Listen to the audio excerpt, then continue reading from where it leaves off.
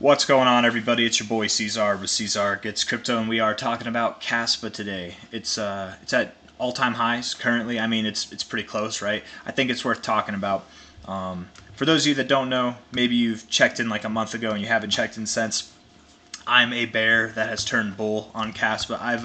I've been bearish on it for a while. I still, to some degree, am expecting a drop, but I think we go higher first. But I was bearish down here. I thought we were going to get this like 70%, at least bigger than 50% drop from these levels from the top to like wherever it would end up. Even bearish here, and then on this day, it's basically irrefutable, right? Blue sky breakout, beautiful move. Been bullish since, and it's just continued on upwards. I think I said that at a minimum I would expect it to go to 7 cents. We've essentially gone there, or I think I said a little bit above 7 cents. The reason why is we take this top to low here, the relative, or the, not that, I guess it was an all-time high at some point. This was the most relative all-time high, but this all-time high to this periodic low right there, you are above your 1272. Just below your 1414. I would expect that you go a little bit higher. Again, this is why I was saying a little bit above 7 cents, 7.2 cents right there. If we take this top to this bottom, you're at your 1618 right now. You're literally actually right at this more relative 1618. Oh man, we can just take fibs on this. And at your 1886. It wouldn't be crazy if you went a little bit higher. You could go a little bit above this 1414. I actually want to go over some stuff that Kaspa's done previously and just kind of compare it to that, right? Because we've had some pretty significant drops. Again, I was a bear that turned bull. Guys, the reason I was bearish is because, we had this move with Kaspa where you had a high here, a lower high, and a lower high, with a high here, a higher high, and a higher high in price, right? I guess the higher high would have been here. Not only that, but you rejected your overbought zone. This is incredibly bearish circumstances. Like this look right here was not a good thing. So the fact that you broke out above this, it's actually incredibly bullish, right? It's not like, okay, you were in incredibly bearish times, so this move isn't gonna see glory. No, I think it is gonna see glory. I actually think this could go a lot higher than its current prices before seeing a more dramatic pullback. And I mean, maybe we see a pullback before then. I do think that at some point Kaspa will see a pullback that is greater than 50%, likely even greater than 70% from wherever its relative high will be. But I don't know if it's here. I think it's going to go higher first. And when I say higher, I mean a lot higher, guys, like potentially above 20 cents. Here we are sitting at 7 cents. Yes, you heard it correct. C-Zar the bull, or the bear turned bull, is calling for 20-cent prices, where I was calling for prices below 2 cents at one point. So, but here we are at 7 cents, well below that. I'll go over why I think that's possible right now. So if we take the first all-time high into account to the, I guess not the all-time low, but technically like the all-time low, you can see that we had an extension that moved us all the way up to the 2414. We actually tipped it once, twice, 3 times, a little bit on the 4th time there. Kind of a scam wick, but we were held by this position. We did find turbulence at the 1414 area, kind of like where we are now, but inevitably broke above that. So just keep that in mind, deep extensions there. Above the 2272, actually right at the 2414. From the next high to this low, we actually only went to the 1414, and we went just oh so slightly above it. Right, and here we are oh so slightly below it. Maybe we go up to about 8 cents, 7.5 cents, something like that, and then turn around. That's totally possible as well. We have seen that kind of move, but ultimately this move came down, found support on its 886. Very classic maneuver when you see the expected range being hit. You find resistance, come back to your 886 for support, and then you go to deeper extensions. And where did you top off? Right around your 2414 actually, from this fib. But let's take a more relative fib. From this top here to this bottom, again, deep extensions, 2272. You literally tipped the 2618 actually, closed right there, went a little bit above it. So in other words, right, if we look at this, you had a deep extension from this move up here. You had an expected extension here, and then from this move here, you had another deep extension. And rather, if you counted this whole thing as one move, like this, I know I missed some of it right here, but if you counted all that as one move, this would be a deep extension in itself. Twice you saw the 2414, right? From top to bottom here, 2414 as resistance, and then from top to bottom here, 2414 as resistance up here as well. So from this top to this bottom right here, is it possible that we could see prices in these deep extended zones. A 21 to 33 cent Kaspa, and we have seen it go a little bit above the 2618 before. I think it's completely possible. I do think it's completely possible, especially with the fact that you've actually found support on your 786 already and your 100 coming up like this in extremely bearish circumstances, again, with your RSI that you overcame. You overcame it. You had it. I mean, it's not a fake out. It's the real deal. We got confirmation. It's going on. Not only that, but you kind of tipped your 1272 here for support. I don't think you're going to lose momentum as you're just gaining it, right? Here was your break, you guys.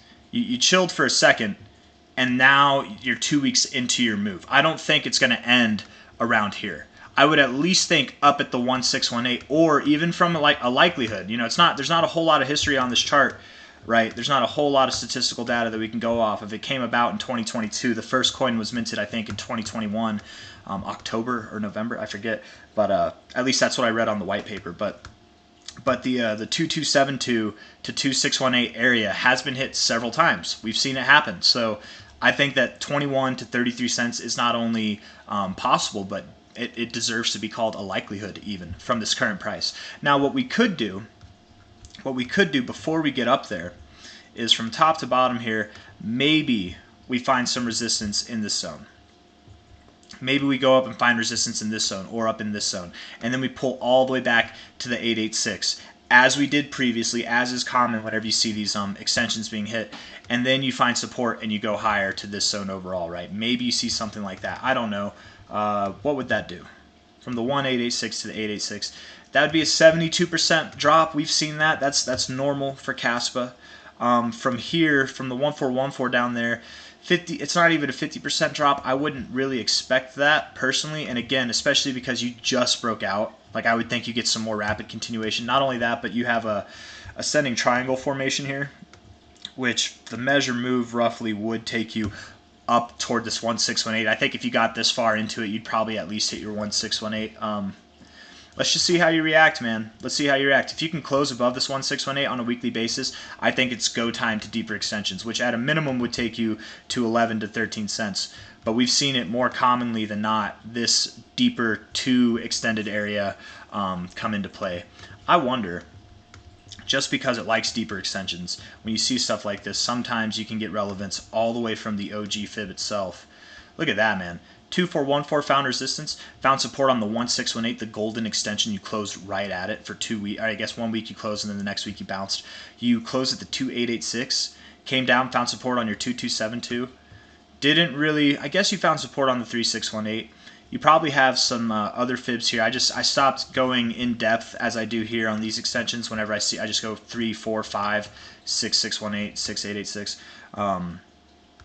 Okay, this 4618 does have some potential relevance, right? Yeah, your 1618 and the 4618. So I think that 9.5 to 10 cent area will promote some resilience, probably.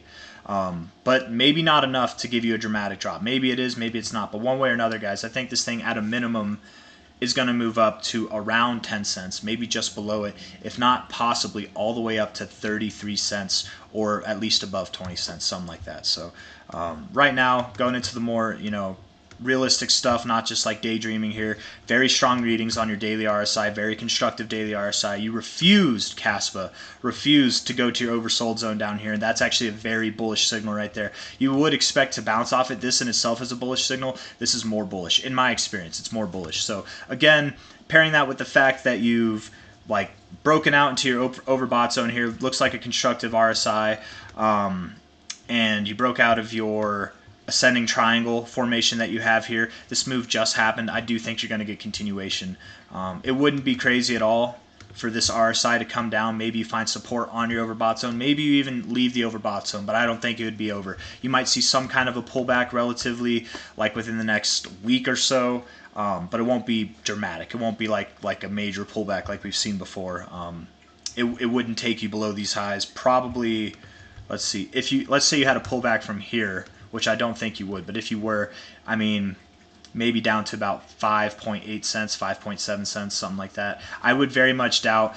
Just all the more reason, man. I think you continue to go higher, because if you were to go to your 618, that would take you below these highs. I don't think you're going to go back into this zone.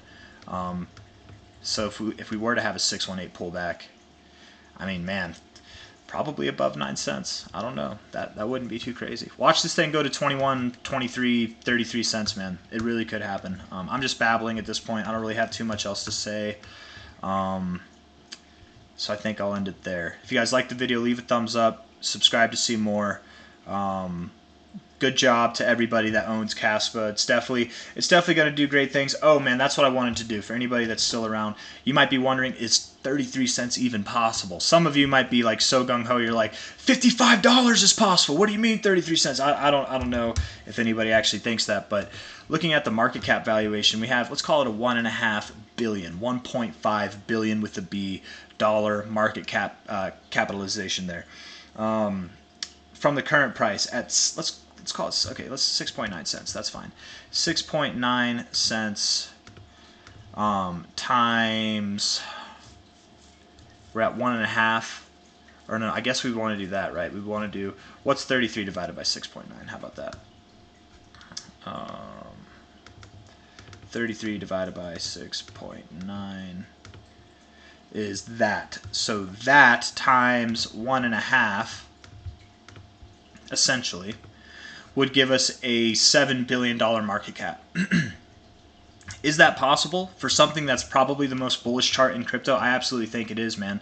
Absolutely. So to go up to 33 cents, you would see, if I did my math right, and I think I did, you'd see a $7.1 billion market cap, which leads me to believe that 33 cents is just going to be another checkpoint along the fantastic route that you're going. You probably will see multiple dollars in price on this thing.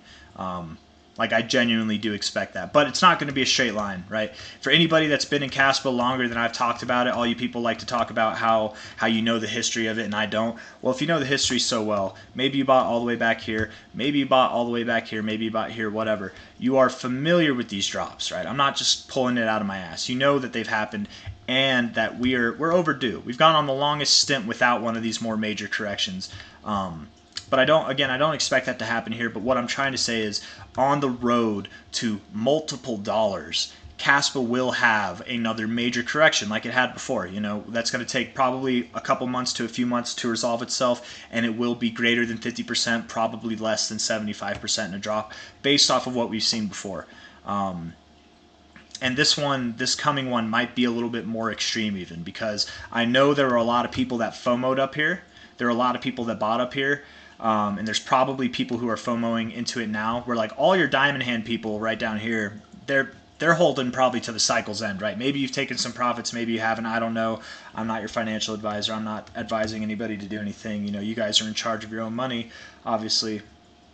But what I'm trying to say is that basically, I don't even know, man. I got a little lost there. What I'm trying to say is that I would expect that there are more paper hands in the game now than there has been before. So whenever you see this immense growth, you're going to have people who are more incentivized to sell, and then if they don't sell and it dumps here, they'll be like, shit, I need to cut my losses. I'll take my small gains or what. Like, you'll have, I would just assume that you would have more incentive to sell on the way up toward about 33 cents if you go there. You might, again, go around 9 cents or so, 10 cents or so, but I'm just repeating myself at this point. So if you guys like the video, again, I appreciate all the likes.